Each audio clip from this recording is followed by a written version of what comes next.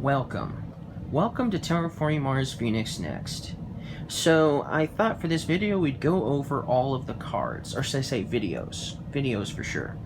There's a lot of cards in Venus Next, and so I'm gonna discuss all of the cards, pretty much all of them, and talk about them in depth a little bit. Now, I went through all of the cards, and I found 2 cards that you could technically play without Venus Next. So you could actually add them to the base game of Terraforming Mars, and you wouldn't need Venus Next to play with. But only 2. So let's start with those 2 cards first, since they're the only 2 technically you could technically play without Venus Next. And so here are the 2 cards that don't require Venus Next in any shape or form in order to play. They don't have the Venus tag on any of them. They don't have any mention to Venus. The only thing that even defines them as a Venus card is the tiny little blue V symbol that tells you that it's from that expansion. And that's it. So first, here we have Sponsored Academies for 9 credits. And it's got a science tag and an earth tag on it. So what do you do with this card? Well, you'll actually discard 1 card from your hand and then draw 3 cards. All opponents draw 1 card, and it's worth a victory point at the end of the game. Or should I say, a TR point at the end of the game. So that's pretty awesome. That's an awesome card. Because honestly, there are times when I have a card in my hand that I don't really want, or I'm not going to use anyways. And so it's no big deal to discard 1 card to draw 3 cards. And then, if you're not the person who played this card, all opponents draw 1 card. So that's awesome. So even if you're not the player who plays this card, you still benefit from the playing of this card. Then we have Terraforming Contract, sorry. This one's also pretty cheap. It's only cost 8 credits. But in order to play it, you have to have a TR rating, a terraforming rating of 25 at least in order to play. I think this is like the first time I've really seen anything like that you have to have your TR rating at a certain location in order to play a card. I think that's the first time I've ever really seen that as a requirement. So that's pretty cool. But this one, since that's the case, that it requires that you to have 25 TR rating, you'll get to increase your mega credit production 4 steps. That is awesome. All you have to do is get your TR rating up to 25, and for 8 credits, you get to increase it by 4 mega credit production. Awesome. That is awesome. This is an awesome card. I love both of these cards a lot, especially because they have earth tags on them. So that's the 2 cards that you could technically play without Venus Next. But that's it. You require pretty much Venus Next in some shape, way, or of some shape or form, regardless if you're going to play with any other cards from Venus Next. Now, before we go over any more cards, let's kind of go and discuss this board a little bit. So you get a cube for the scale, the Venus scale, and it is a global requirement. But when you play with other people, it is not required that you have to get this cube all the way to 30% to end the game. That is not a requirement. However, it is a requirement if you are playing solo. If you are playing this game by yourself with the solo variant, not only do you have to raise the temperature all the way, increase the oxygen all the way, and place 9 ocean tiles, but you also have to get the Venus scale up to 30% as well in order to win the game. So it definitely does mean it might make it a little harder to basically terraform the planet in only 14 generations. I had a hard time doing it. I usually almost always did it though. So having this as an additional challenge could mean that I might not be able to win every single time, or almost every single time. Now, it does not necessarily mean that you're out completely. There is one thing about this expansion, is it adds a new phase, and the new phase is also available in the solo variant. So the new phase is known as the solar phase, and it actually takes place after the production phase. So after you get all of the cubes that you're supposed to get, based on what you get for your production. You know, if you have, if you have your cube on 4 for plants, for instance, and then you get your 4 plants. That's the production phase, because you're getting all of the resources that you're producing currently. So after the production phase is over, technically before you begin your, the next part of the game, the next actions and all that, there's the solar phase. And during the solar phase, if you are playing solo mode, then you get to act as the WG, which is the world government terraforming. You see, during the solar phase, the world government will actually be helping you out. They will actually increase one of the 4 requirements one step. And since you're playing a solo player, you will actually be the person to increase one of those 4 requirements one step. Your choice of which one you want to do, whether it be oxygen, temperature, placing an ocean tile, or increasing the Venus scale by 1. But the one thing about it is you do not get a TR rating if it goes up by 1, just so you know.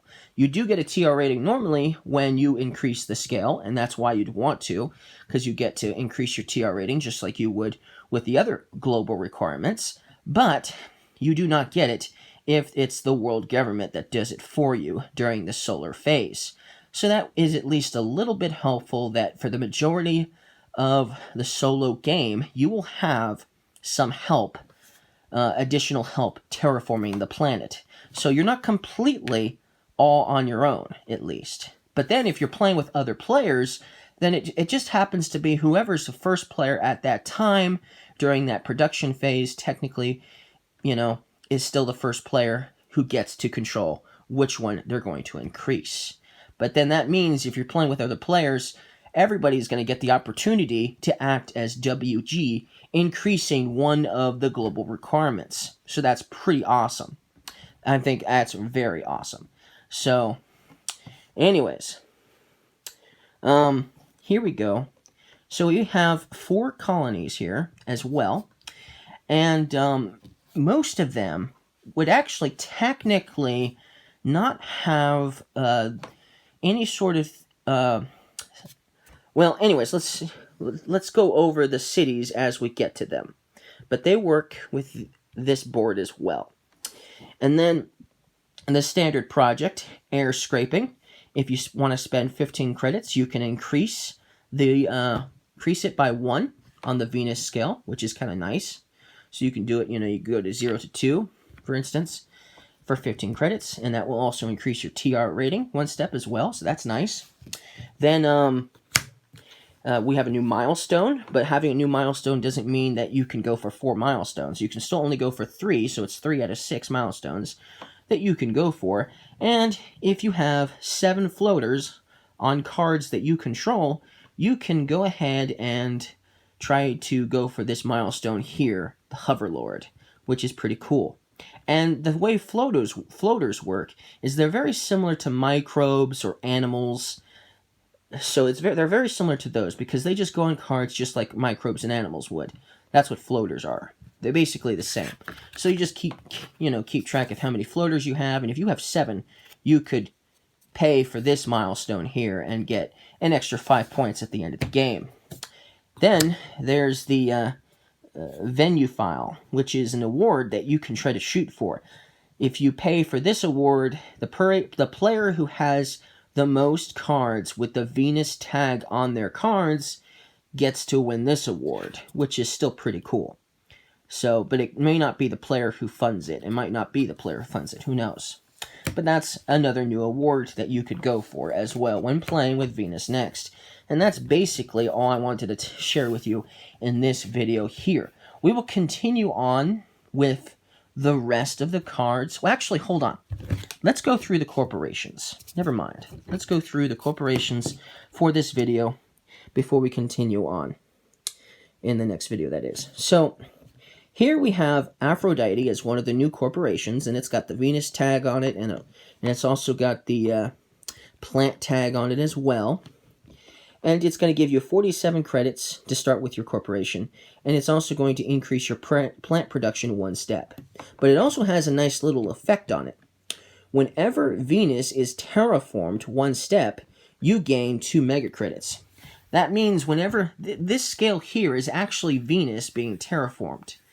I know it's a little weird because usually, Mars has this big board being terraformed. But for Venus, this scale here acts as Venus being terraformed. And so whenever this goes up by 1, 0 to 2 or 6 to 8 or whatever, whenever that happens, you gain 2 mega credits with this corporation, which is actually really cool because of the solar phase still activates certain cards and corporations.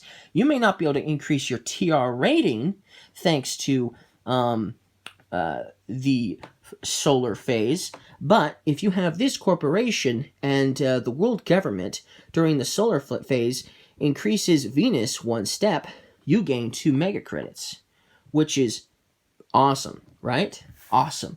So that's a pretty cool corporation. Then we have Celestic.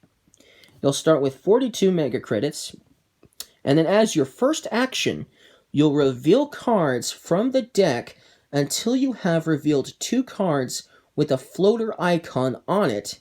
Then you take those 2 cards into hand and discard the rest. And this is worth 1 victory point per 3 floaters on this card as well. And as an action, you can add a floater to any card. So this corporation, as an action, once per generation, you can add a floater to any card. It can even be this corporation, which is really cool. So you can add floaters to this corporation to increase this by points, or you can do it for a bunch of the other cards that do a bunch of awesome stuff with floaters. So that's an option for sure. And you get 2 cards with floaters on them for sure. So this guarantees that you're going to have some cards with some floaters. So that's really cool and awesome for sure. So I like that corporation a lot too. Then we have Manutech. This one's you're going to start with 1 steel production, and it's going to give you 35 credits. And then as an effect, for each step you increase the production of a resource, including this, you also gain that resource. So that's actually pretty interesting. So for each step you increase the production of a resource, you increase this, including this, you also gain that resource. So let's say I increase the plant production 1 step. This effect would also gain me 1 resource. So that's pretty cool, which means 1 plant, which means this corporation here is going to start with 1 steel production, right? And so this effect also affects that, and so I'm going to get 1 steel cube as well as increasing my steel production 1 step, and then every time I increase a production, I also get 1 cube for it as well, a bonus, if you will. So every time I increase the plant production a step, I'll get 1 plant. Every time I increase the heat production 1 step or so, I'll get 1 heat cube as a bonus. So that's really cool. That's awesome. That's awesome. So this is an interesting corporation for sure. All right, then we have Morningstar Incorporated, or MSI for short. This one starts with 50 credits. Okay, and then as your first action, reveal cards from the deck until you have revealed 3 Venus tag cards. Take those into hand and discard the rest. So this guarantees that you get to have 3 cards that have Venus tags on them. So that's nice, and that could be very beneficial if you're trying to go for the Venophile award. That could definitely help out for sure. Also, as an effect, your Venus requirements are plus minus 2 steps, your choice in each case. What that means is some cards require a certain amount of the Venus scale to be at a certain percentage, like 10% or something like that. And if you had a card that you wanted to play and the Venus scale was only on 8, for instance, or 6, for instance, you could increase it to 10 with this effect in order to play that card that you would otherwise would have to wait on otherwise. So that's pretty cool. And a lot of cards have done something similar to that, of course. But this one only works with the Venus scale. And then we have one last corporation that's with this expansion, and that is Viron. Obviously, it's got a microbe tag on it as well. You also start with 48 mega credits. And then as an action, use a blue card action that has already been used this generation. So that's awesome. Normally, you can only use one of these blue actions per generation one time, but this corporation will allow you to choose one you already have used this generation and use it again. That is awesome. That is cool. I love this corporation a lot, especially if I have a lot of microbe actions that could come in handy for sure. Alright, well that's it for this video, and we'll continue on in the next video.